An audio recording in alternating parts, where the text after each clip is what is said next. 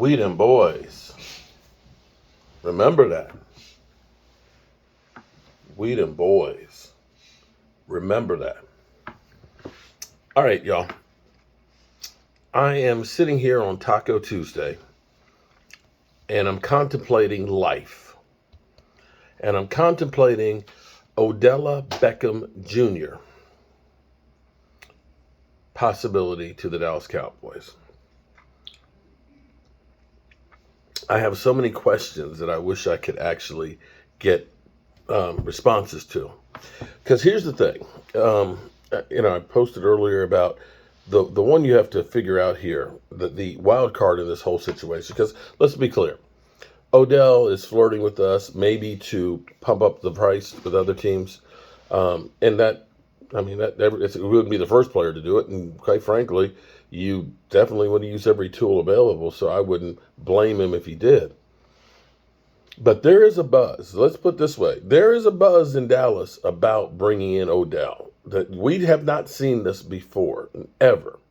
But just like there was an interest in Brandon Cooks, Cowboys are going to look at it and say, yeah, that's a want that I don't want to pay too much for. That's the reality of the Cowboys organization. The mom and pop shop that they are, that they're going to try and get a good deal. I mean, right now, you look at what Stephen Jones tried to do with D-Law. Basically saying, yeah, we know what your cap number is $27 million this year. How about we give you a 1-year deal for $10 million and call it a day? And D-Law basically said, man, screw you. You're not even serious. You saw what they did with Jaron Curse, where they basically offered him, $1 million, and he deleted all his social media. Stephen Jones is going to offer him a deal that will be probably like a 1-year deal that will be incentive laden, where everything is on you to perform. And I can't say that that's a bad thing, but, he's going to have other offers. The Cowboys will not get into a bidding war with him. They just won't. They won't. They'll do the El Paso. So I still have my doubts on this getting done. I still feel like, we're Charlie Brown. We're Charlie Brown with Lucy holding the football, or at least holding it until we get out there ready to kick it, and then it gets pulled out from under it. So my question to you is, because we always get teased as Dallas Cowboys fans. Always. We got teased with Earl Thomas coming into our locker room. Come get me, bro. Come get me. He was like, get out. Come get me. We got cheese with Jamal Adams. And actually, quite frankly, thank God those deals did not work out. Thank God. Seattle gave up 2 number ones for an in-the-box safety that's injured this year. Yeah. And this is where you start looking at it and saying, although Seattle's doing good this year, but so are the Jets with all the picks that they got. We always get teased. So my question to you is, because we got teased just last Tuesday, a week ago, about Brandon Cooks. We saw it on Instagram, on Twitter. We heard it from Jerry Jones. Hey, we're picking up the phone here. If we get the right deal, we're going to make a move. We saw the tweets and everything else, and we were sitting thinking, okay. It looks like it's happening. We're getting close. And then at the last second, the football gets pulled out from under. So now that we got Jerry,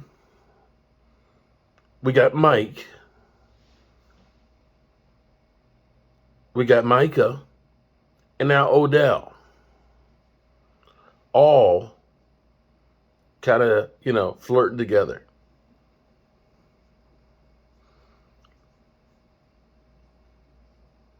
My next question is when are the Cowboys doctors going to look at him? Because that would be the first thing that lets you know that this is happening is he's coming in for an exam for the Cowboys doctors because he is coming off his second ACL, same ACL injury. And if the Cowboys are going to offer him a deal, you want to make sure the dog can hunt. My question to you is, if the Cowboys don't get this deal done at this point, with all the flirtation that's going on and everything else and all the good vibes and good feelings, are you pissed off at the Cowboys? Or do you look at this and say, thank God we are dodging a bullet? I don't know. I don't think I'm going to be pissed off if we don't make this move. I still in the back of my head remember the other Odell. I'm still worried about that knee. If you're telling me that he's going to be ready sometime in December, well, Michael Gallup was ready 3 weeks ago, but he ain't the same Michael Gallup that we used to see at the moment. Will that be Odell? I don't know. Then we have James Washington, who we're hearing about, them opening up the practice window for him to start practicing.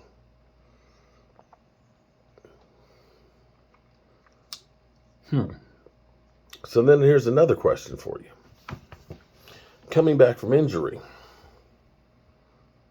is Odell a 1, a 2, or a 3?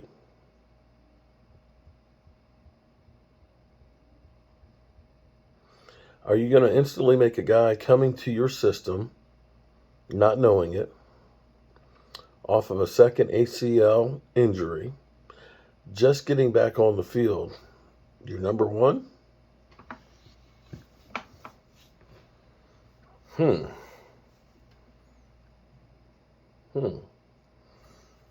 Another question for you. If you bring in Odell, now you have CD, Odell, Michael Gallup. Kellen Moore will probably want to get back to Boise State. 3 and 4 wideout sets. Start chucking the football. Hey! And getting away from 12 personnel. And running the football. I don't know if you guys remember last year. Last year, when the Cowboys offense was beasting the first 8 games of the season, a lot of the time, Lyle Collins was off the field. That's one thing. Blake Jarwin played, I think, the first 5 games. He got hurt. Tyron Smith hurt his PCL week 4 and started going downhill a little bit. Michael Gallup was out with the calf injury. And that time while the Cowboys were out of Michael Gallup, they ran a lot of 12 personnel. They were more effective with the football. The offense was more balanced. After Michael Gallup came back, Kellen Moore went back to Boise State, almost not using 12 personnel at all, and kind of abandoned the run. It's kind of like he got his nice, shiny new toy back, and he wanted to play with all of them. It's another worry that actually I have, because I believe that the Cowboys are better suited when they actually lead by running the football, setting up play action, using their tight ends. I don't have the answers, and it's easy to sit here and say what they should do and so on. It's another thing when you actually have to do those things on the field. Stay tuned. It's going to get interesting, to say the least.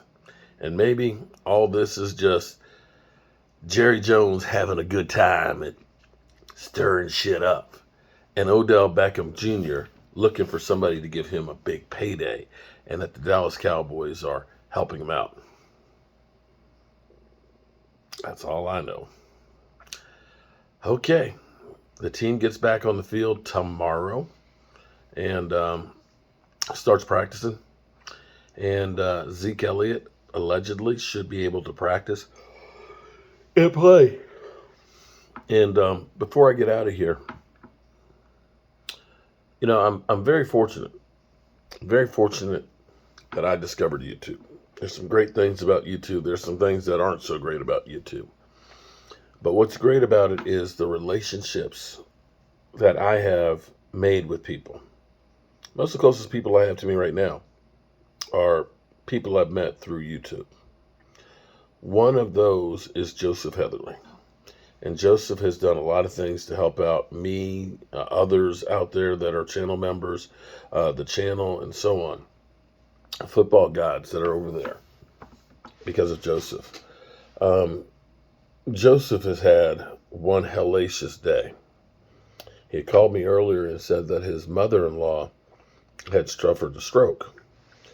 The good news is it was a minor stroke. She's okay. He called me later on. He started talking about his mother.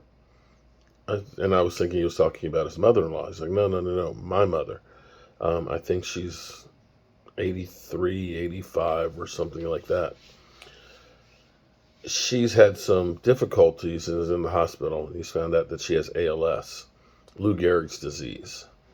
And there is no cure for ALS. And so I ask you guys to put Joseph and his family in your thoughts and prayers and stuff, because he is a great guy, great friend and all that. And just want the best for him and his family. All right, good people. I love you.